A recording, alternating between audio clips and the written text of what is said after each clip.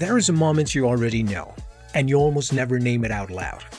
Something unfinished is sitting in front of you, a conversation you should have had, a decision that keeps sliding into next week, a page you opened because it mattered and then abandoned because something easier arrived. And then your hand moves. Not dramatically, almost politely, towards the phone, towards a tab, towards a little machine that always has a replacement feeling ready for you. In that second, you're not taking a break. You're making a purchase. You are spending the only currency that builds a mind, a voice, and a life, and you are buying a cheaper version of yourself.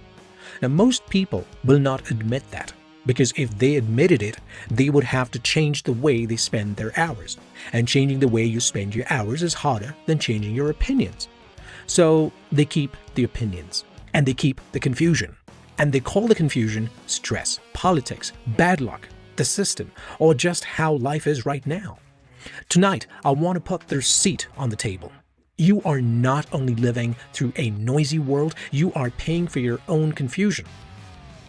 Now, people like a dramatic story about why they cannot think clearly. A dramatic story says the truth is locked away, hidden by clever people, occulted, reserved for a tiny group who understand how mind works and how consequence works, while everybody else wanders around half asleep. Now, there is a historical truth in parts of that story. Knowledge has been gated before. Literacy was gated. Who got to define normal was gated. Power has always loved a monopoly on interpretation. But if you stop at that story, you get a comfortable enemy.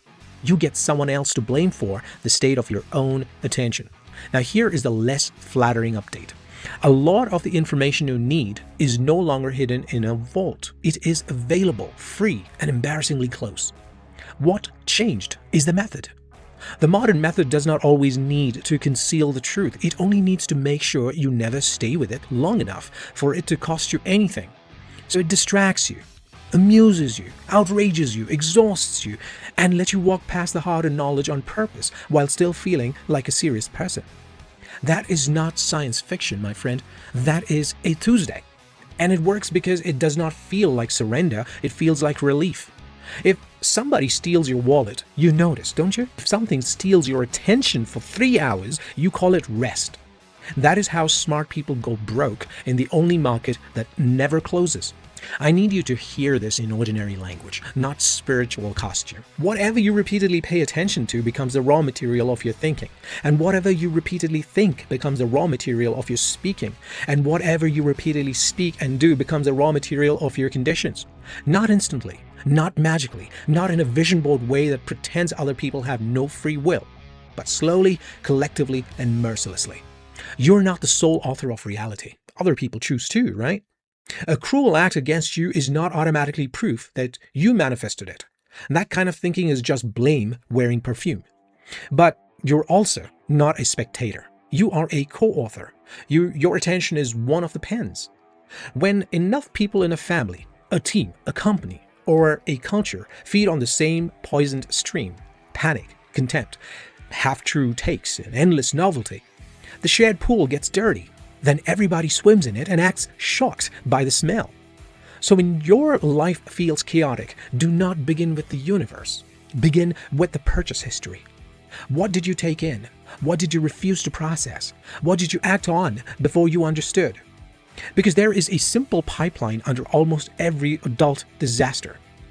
Input, processing, output, and result. Now, all teachers call a version of this grammar, logic, and rhetoric. Now, you can ignore the Latin if you want, but you cannot ignore the order.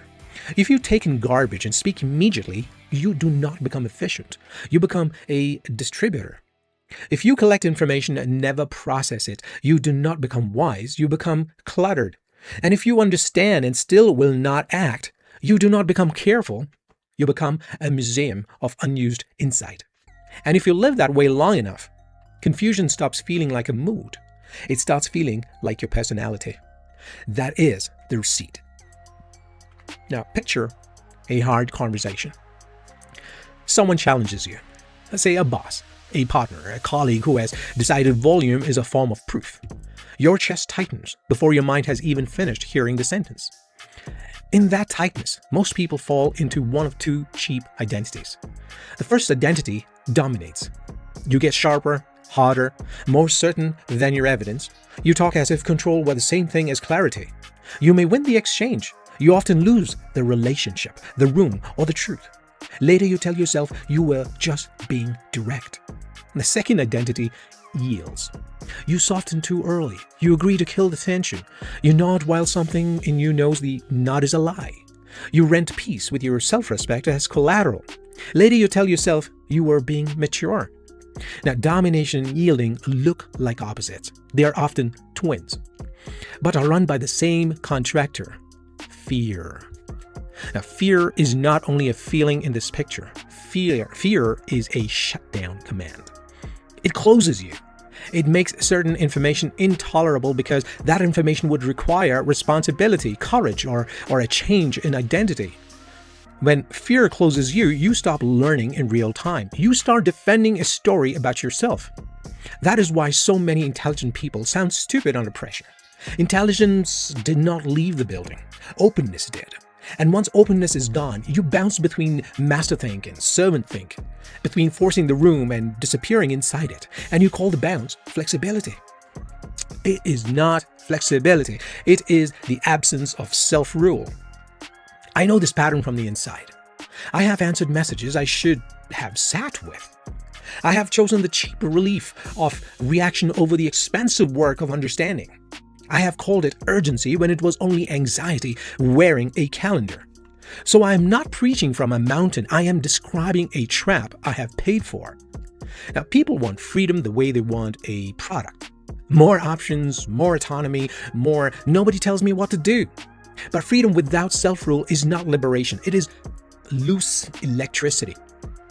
If a single notification can reorganize your nervous system, you are not free.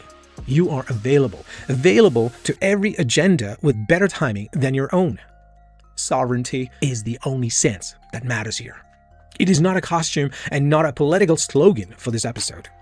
Sovereignty is this: your thoughts, your emotions, and your actions are not in a civil war. When you speak, you are not performing oneself while other self or another self panics underneath. When you decide, you are not bargaining with a hijacked body for permission to be honest. If you cannot rule that inner sequence, somebody else will offer to rule the outer one for you. A boss will. A platform will. A relationship built on your guilt will. A news cycle that rents you adrenals by the hour will. Now, internal disorder invites external control, not always as conspiracy, often as ordinary human opportunity. Chaos creates demand for a controller. Sometimes the controller is an institution. Sometimes it is an addiction. Sometimes it is your own habit of handling the microphone to whatever feels loudest. So if your days feel governed by other people's urgency, do not start by asking who is oppressing you. Start by asking who is spending your attention when you are not watching the account. Forget the complicated charts for a minute, can we? Ask two questions that strip a week naked. What am I spending my time on? And what am I paying attention to? Then ask the third question people avoid because it ends the performance. What is that purchase buying me?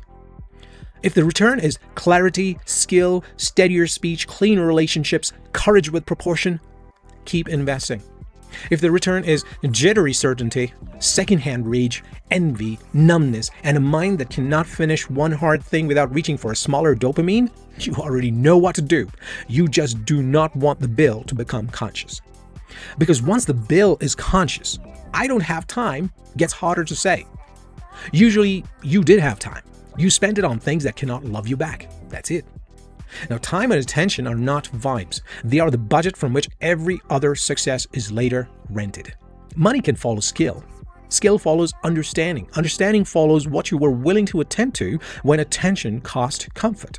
That is why confusion is so expensive. It feels passive, but it is often purchased daily in small, deniable installments. A scroll here, a cowardly silence there, a reaction sent 90 seconds too early, a night traded for noise so you would not have to hear your own unfinished business. None of those look like ruin in the moment. Together, they become a life that feels like it happens to you. Now, I'm not going to hand you 12 techniques so you can collect them like badges and remain unchanged. I want one practice with teeth. For the next 7 days, before any consequential message leaves your hands, emails or text, reply, public comment, you will wait 90 seconds. Not to become passive, to restore order. In those 90 seconds, you will complete 3 full sentences in your head or on paper. Number 1, what exactly did I take in? Not what I fear it means, but what was actually said, shown, or demanded. Number 2, what do I understand so far and what am I still guessing? Separate evidence from story. 3, what action matches reality rather than my panic? Smallest honest move, not the flamethrower, not the disappearance. Input, processing, output. If you cannot finish those 3 sentences, you are not ready to speak. You are ready to leak. This will feel slow in a culture that worships reaction speed. Good. Speed without understanding is how intelligent people manufacture regret at scale. And if you want a second layer for the same 7 days, keep a 3-line log each night. Where my best attention went today? What I consumed that contracted me today? What I consumed that expanded my ability to see and act today? Do not moralize the log. Read it like an accountant. The point is not purity. The point is to stop lying about the purchases. The world will keep offering you substitutes for presence. It is very good at that. It will call the substitutes connection, information, entertainment, even self-care. Some of them are harmless in small amounts. Many of them are expensive in the only currency that builds a self. You can keep treating attention like pocket change. You can keep calling the resulting fog just how things are. Or you can tell the truth in a complete sentence. I have been paying for my own confusion and I am changing what I buy. Not with a new personality by Monday, or with the next 90 seconds, with the next hard page, with the next conversation you no longer abandon for a softer feeling. Your attention is writing your life in advance. Read the receipt. Then decide whether you still want to sign. Now, if this stayed with you, do the 7-day practice before you ask for more theory. Theory without a changed attention diet is just a more educated way to remain the same. Part 2 can go deeper. Now, this part only needed to make the cost visible.